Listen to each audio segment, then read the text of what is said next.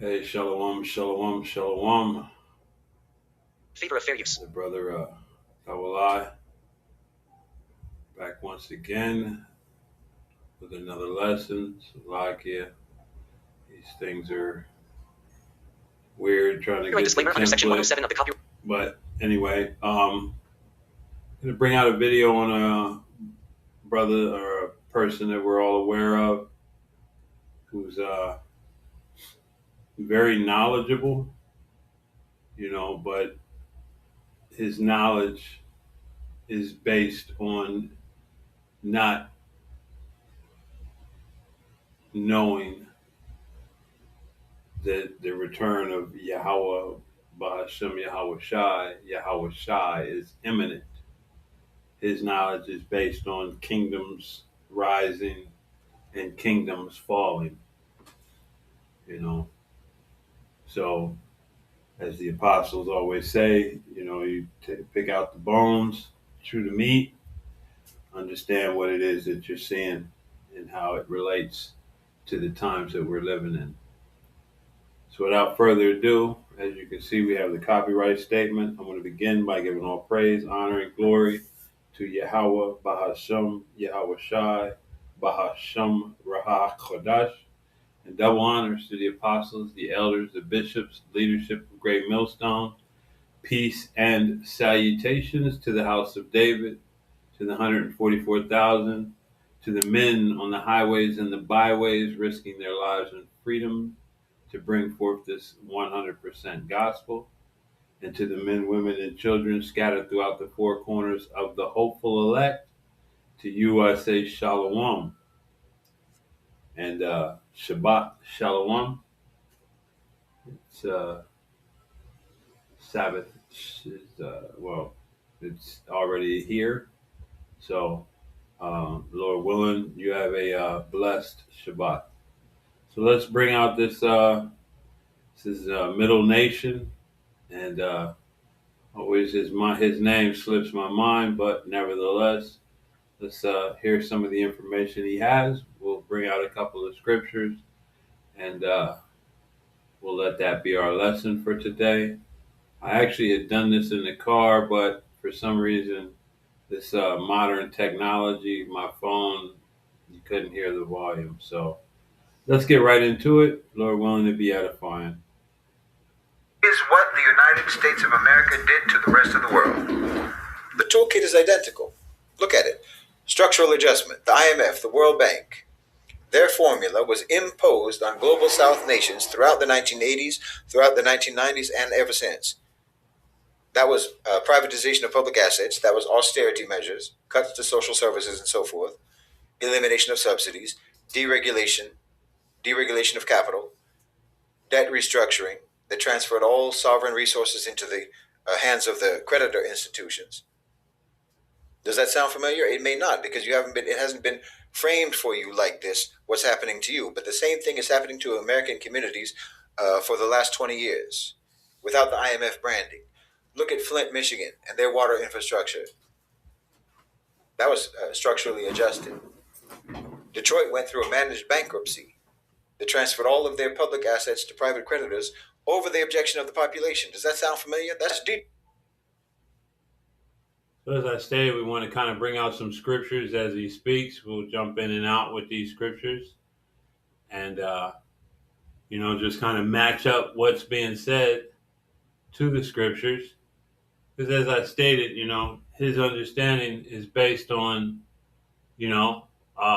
his, I guess, religion, for lack of a better way. But it's really not according to the scriptures. So when we hear him speak, what we understand is, if we go to Psalms 7 and 16, and it reads, because what's he saying? Hey, the things that this devil has been pushing out are returning upon him. You know what I mean? As the old folks used to say, the chickens are coming home to roost.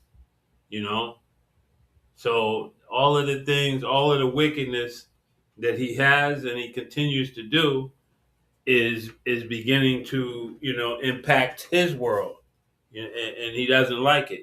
We see Esau Edom, in America. Many of them are beginning to experience the same thing that Jake has gone through. The curses that Jake has gone through since arriving in America, and since he arrived in America, those that were already upon the shore, the things that they have gone through, the oppression that has been brought to bear upon the what do you say, the northern kingdom. And the scriptures tells us that let me see if I can get that. You know,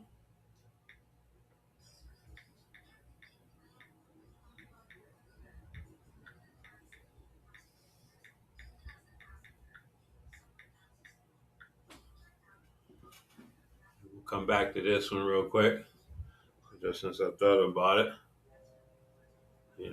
Because like I said, when he arrived on these shores, he brought oppression to the northern kingdom. Then once he had subdued the northern kingdom to a sufficient extent, or to a large extent, because it actually took him using Jake against Jake in order to subdue the northern kingdom. But once he had that goal accomplished, well, then he, this is what he did. This is Jeremiah 50:33, and it reads, "Thus saith Yahweh, Bahashem Yahweh Shai of hosts, the children of Israel and the children of Judah were oppressed together, and all that took them captives held them fast. They refused to let them go." So this has been the condition of Jake in the Americas and all throughout, the Babylonian structure. Jake went into captivity throughout the four corners of the earth. So, as I was saying, now we're seeing the violence that this devil is dishing out is now beginning to come back and rest upon him. And he can't, he's not one to take it. He's not built for what he dishes out.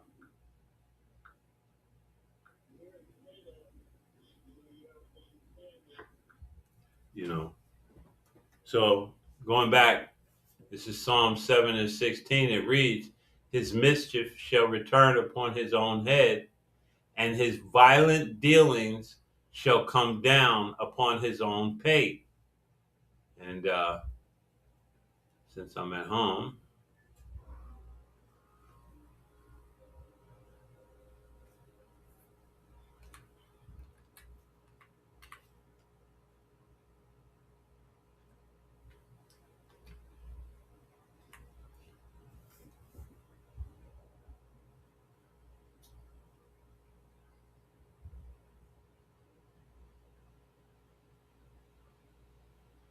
that word for pate is H6936. Strong's H6936. Code. Code. Head, crown of head, top of head, hairy crown, scalp. And let's go to the root, to bow down. And this is what this devil is going to be made to do. Strong's H6915. Kadad. So, again, his mischief shall return upon his own head, and his violent dealings shall come down upon his own pate. And again, he's going to be made to bow down, head, crown of head, top of head, hairy crown, scalp. So everything this devil is doing, he's gonna have to take account of it, you know. And we're not gonna play this whole video. Detroit getting the Global South treatment. The opioid crisis in the Appalachian communities, well, that's indistinguishable economically from the manufactured crack epidemic in the urban black communities in the 1980s. You're talking about a chemically addictive substance that somehow floods a deindustrialized, economically abandoned population, and that generates enormous profits for the supply chain, and more importantly, it produces social destabilization that justifies increased security expenditure and incarceration infrastructure. You understand? The pharmaceutical companies, the same. You know, and who's the majority in these prison houses? Jake. You know, who doesn't get let loosed from these prison houses? Jake. You know, this is Obadiah 1 and verse 10, and it reads, "For thy violence against thy brother Jacob, shame shall cover thee, and thou shalt be cut off forever." So he's been in a constant state, you know. Hey, what does it say? He kept his.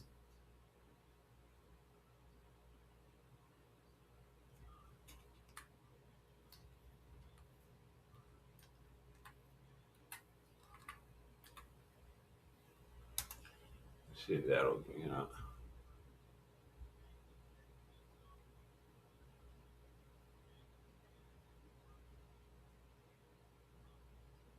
Yeah, yeah. Amos 1 and 11 says, "Thus saith Yahweh, for 3 transgressions of Edom, and for 4, I will not turn away the punishment thereof, because he did pursue his brother with the sword, and did cast off all pity, and his anger did tear perpetually, and kept his wrath forever." So, hey, Esau Edom has never let go of this wrath. He's never, you know what I mean? That fire for you know what I mean, revenge has never been quenched. He's always remained in a perpetual state of anger and his desire to take something what he would consider back, but it was never his.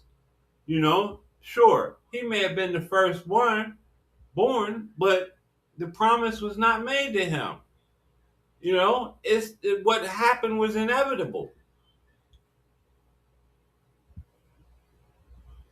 Same pharmaceutical companies that produced and marketed OxyContin knew what they were doing. They knew exactly what they were doing.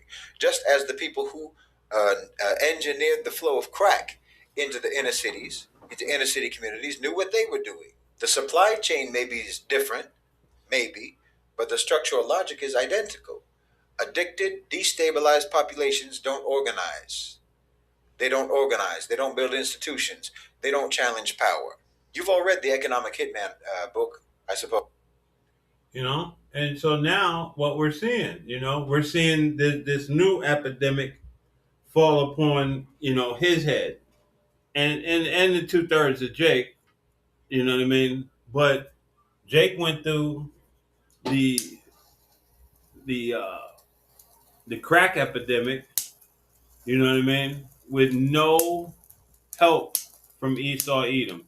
As a matter of fact, as always, he furthered, you know what I mean, the affliction, incarcerated them, split up families, you know what I mean, did everything to bring about Jake's demise, flooded the streets, you know what I mean, flooded the ghettos with the substance. You know, there's no poppy fields in the inner city. There's no you know, manufacturing things in the inner city. Yet, you know, he put something in Jake's hand and, you know, let Jake run with it. The very same 3-letter agencies used to incarcerate Jake were the very same three-letter agencies bringing in the flood of poison. You know, this is Habakkuk 2 and 15. And it reads, woe unto him that giveth his neighbor drink. And what did this devil do? He brought these plagues into the so-called black community. He infested the black community with poverty. You know what I mean? With all kinds of manner of wickedness, stacking people on top of each other, creating the conditions for Jake to go against the laws, statutes, and the commandments of the Most High, and then sitting back and telling, look, Lord, this is yours. These are who you chose. Look at them. You know what I mean? Setting the circumstance for Jake to go off. It says that puttest thy bottle to him and makest him drunken. Also that thou mayest look on his nakedness. So, hey, they bear witness to it. They basically are, hey, they use these things to, to show Jake in a negative light.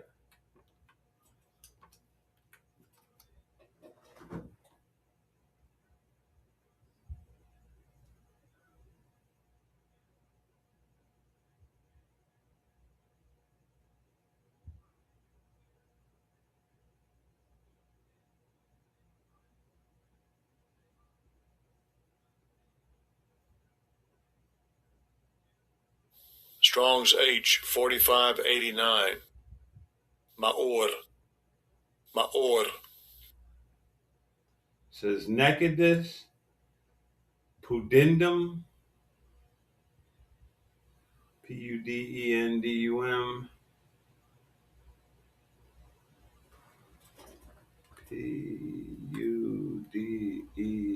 Pudem, Pudem.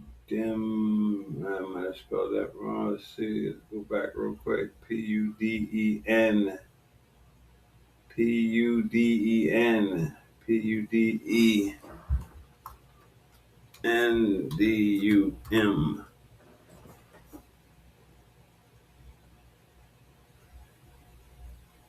A person's external genitals, especially a woman's, show more. And pudendum, things to be ashamed of, neuter, plural of the gerundive of pedur, be ashamed. So basically, our shame. You know what I mean? That's what he was attempting to expose. Look at their shame. Strong's H 4589. Maor. Maor. Maor. Let's get this. Strong's H 5783. Or. It says to be exposed, be bared, be laid bare. So to bring about our shame, and to try to make himself. You know what I mean? Look. They're black, but I'm white. Look, Lord. Look how righteous I am. All the while being a festering demon. I always get that in the comment section. People mentioning in the book by John Perkins. Well, that works through inflated infrastructure arrangements that create debt dependency. It works on contracts that benefit external corporations rather than local labor. And with the borrower being subject to the lender, Jake has always been in a perpetual state of poverty. You know what I mean? Redline, Jim Crow, all of these different things they've done to keep Jake in a perpetual state. When Jake built something, what did Esau do? He tore it down. How many towns were drowned in America based on Jacob's success? Over 200 that we are aware of. They like to bring out, Rosewood and Tulsa, but there were so many others. They came out of bondage with knowledge on how to build, how to do things. There was no laziness in Jake. And finally, a moment to have his own. Jake was moving forward, and this devil couldn't see it. He couldn't take it and grasp hold of it mentally. So what did he do? He robbed, he plundered, he pillaged. His MO kicked in to steal, kill, rape, destroy. Nothing more than he's always done. And he's at it again. It works on resource extraction that repatriates profits while externalizing costs. And political capture. Political capture of local leadership, political leadership, through corruption or through coercion. Okay, this is the same precise model that applies to post-industrial American cities. The same thing's happening in your cities. The Renaissance of Detroit, the Renaissance of Baltimore, these cities, whatever example you want to go, it always involves real estate developers, tax increment financing that benefits external capital, sports stadiums, mega projects, or whatever, they get built by public subsidy while the underlying population remains completely impoverished. This is the same thing. Banana Republic. You understand? It's a Banana Republic dynamic. That's where a country's political class becomes so completely financially integrated and absorbed within external capital that they can no longer represent in any way whatsoever their own population's interests. This is America. This is America. The revolving door between Goldman Sachs and the Treasury Department, between Raytheon and the Pentagon, between produced rebellion, the conditions that produced. Like I said, I wasn't gonna play this song, but I wanted to skip ahead because there were some other things I wanted to bring out, and then I want to touch another video, and so this is going into. He's going to go into a couple of other things, and we're going to you know kind of get a grip on some of the other things because it's again his lens is not through the lens of the scriptures, but when you take his words and bring them through the lens of the scriptures are playing out. You know, they're literally, as the apostles always say, leaping off the page. Insurgency and parallel power structures and community sovereignty across the colonized world, those same conditions are being reproduced inside the borders of the formal imperial hegemon itself. And there's no analytical reason whatsoever to believe that the same cannot and will not happen inside the United States itself. It's occurring now. It's happening now. So what about the military-industrial complex? Where are they going to get their money now if the national OCGFs are controlling everything, not the nationalistic ones? Where are they going to get their contracts? If America is withdrawing, right, from global hegemony, if the national OCGFC is the managing actor in the transition to a multipolar world, then the nationalistic, the military-industrial complex, how are they going to sustain their own profit? Sustain their own procurement if the external wars wind down? Where does their revenue come from? Well, I'll tell you where it comes from. Two markets, and both of those markets are already open for business, and the first is domestic, right there in America. The 1033 program is all.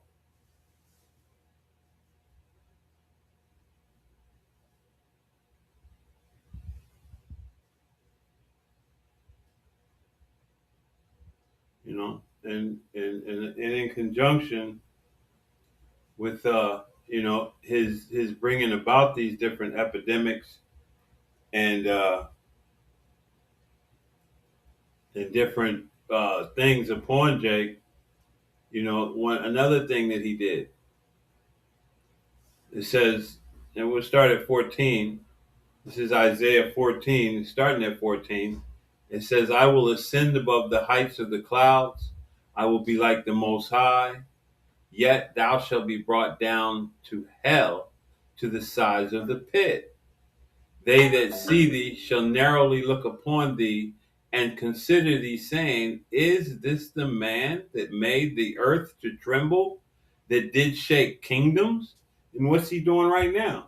He's making the earth to tremble. He's dropping bombs on a particular kingdom. says that made the world as a wilderness and destroyed the cities thereof, that opened not the house of the prisoners. So again, you know what I mean? All of these things are set to fit one person, Esau Edom. And we're seeing all of these things play out right now. You know what I mean? He's making the world as a wilderness. Look at what he's done to America. America was a pristine land.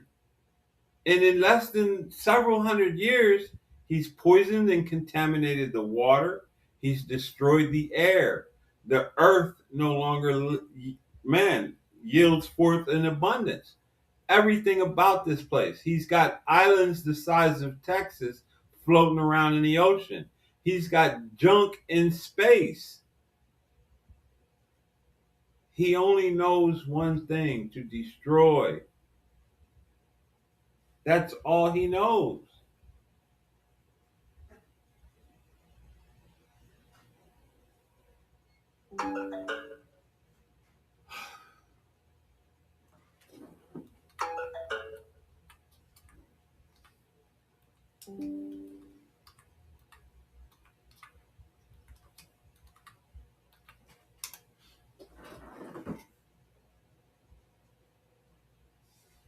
You know, and what do we see coming into fruition right now? As he was saying, you know, as these people begin to turn inward, as America begins to, you know what I mean, lock down its cities, to take control of of man, its public.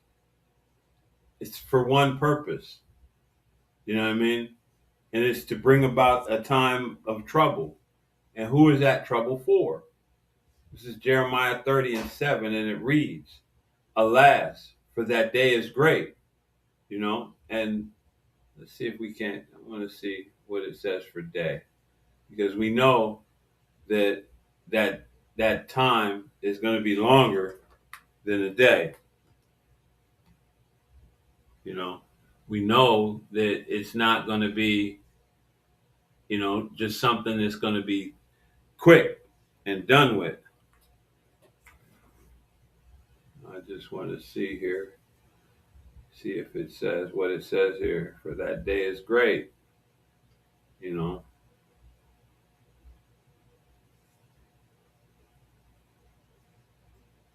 Strong's H 3117. Yom. Yom. Day, time, year, as defined by evening and morning in Genesis, as a division of time, a working day, a day's journey, days, lifetime, time period, year, temporal references: today, yesterday, tomorrow. So what we understand is that, you know, it's a time, it's a period of time, you know. It's not going to just be a 24-hour period, Jacob's trouble, you know, but it's going to be a time like no other. It's going to be, you know what I mean, on a scale that has never been seen on this earth before, is what we're getting ready to come into. You know, it says, for that day is great, so that none is like it. It is even the time of Jacob's trouble. And we understand that it's not just Jacob's trouble. You know, the whole world, Babylon the Great, you know what I mean, on all levels, on all fronts. It's going to be a terrible time. But he, that one third, the elect, shall be saved out of it. Says, for it shall come to pass in that day, saith Yahweh, Bahashem Yahweh Shai of hosts, that I will break his yoke from off thy neck, and will burst thy bonds, and strangers shall no more serve themselves of him. So all of this is going to be brought about for the salvation of Israel, you know, which goes, once again, goes against that Christian doctrine. You know, it's the spiritual Israel that's going, you know, Israel, the true, the seed of Jacob, is who's coming out of this. Let's listen to a little bit more. Already transferred over $7 billion in military surplus hardware to domestic.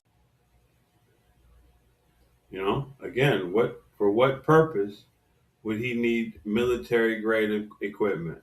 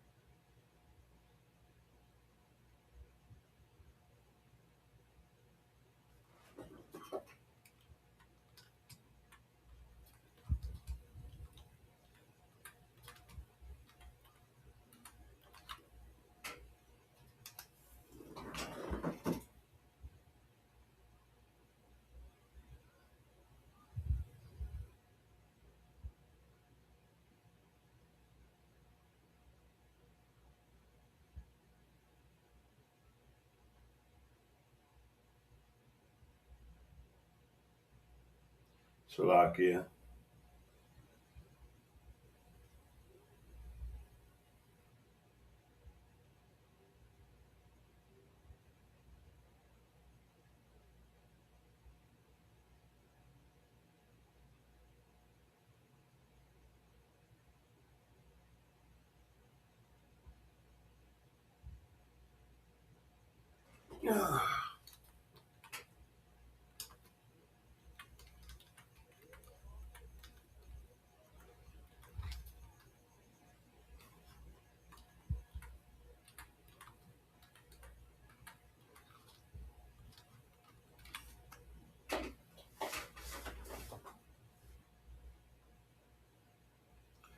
Uh, this is Revelations 12.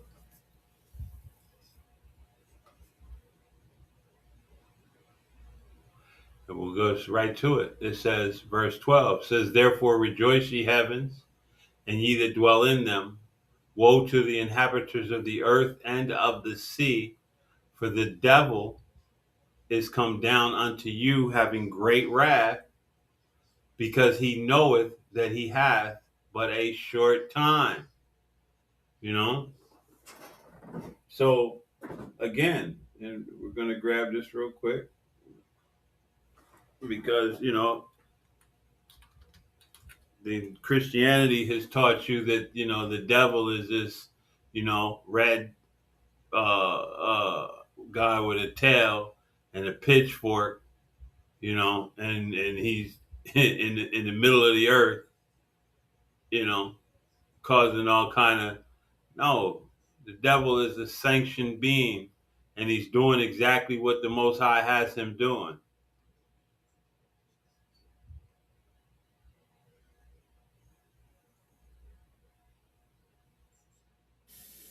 Strong's G 1228. Diabolos. Diabolos. Prone to slander, slanderous, accusing falsely. You know, a culminator, false accuser, slanderer.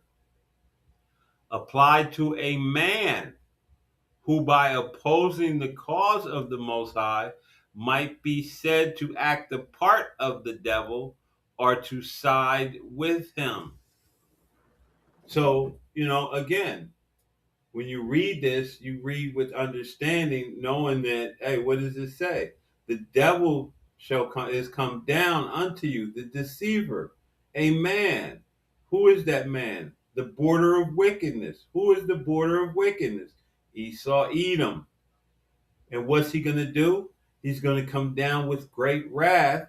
Because why? Because he knoweth that he hath but a short time. He was given a limited time to rule, and his time is drawing nigh.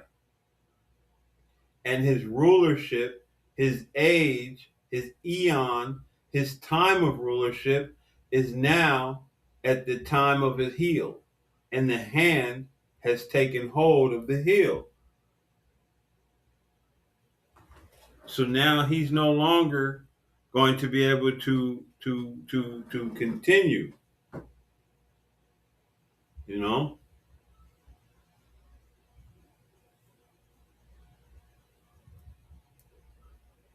ever of a firm that deliberately constructed its whole business model around the convergence of military intelligence technology and domestic law enforcement. Their So valuation depends on both markets expanding simultaneously. so that's yeah, and you can go and watch him at your leisure. I want to grab another one real quick that I was watching earlier, and I'm gonna just grab a portion out of this one because it was interesting. Weak part. I am Peggy, a female captain. My ship has run aground on a deserted island with no direction. United Kingdom security war to minimize the chances of the law.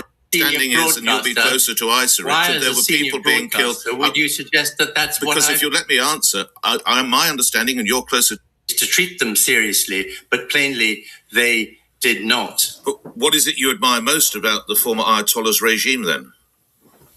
What a daft question! Why is that a daft question? I haven't indicated any admiration for the Ayatollah's regime. My understanding, and you'll be. It's beautiful to hear, you know what I mean, Egyptian against Egyptian, you know, but they all trying to, you know, trap each other up and undermine each other's, you know, actions and what they're doing. And basically, they're you know, hey, like the scripture said, you know, their own tongue is falling upon themselves, you know, and they're no longer, you know, capable of solidarity amongst each other.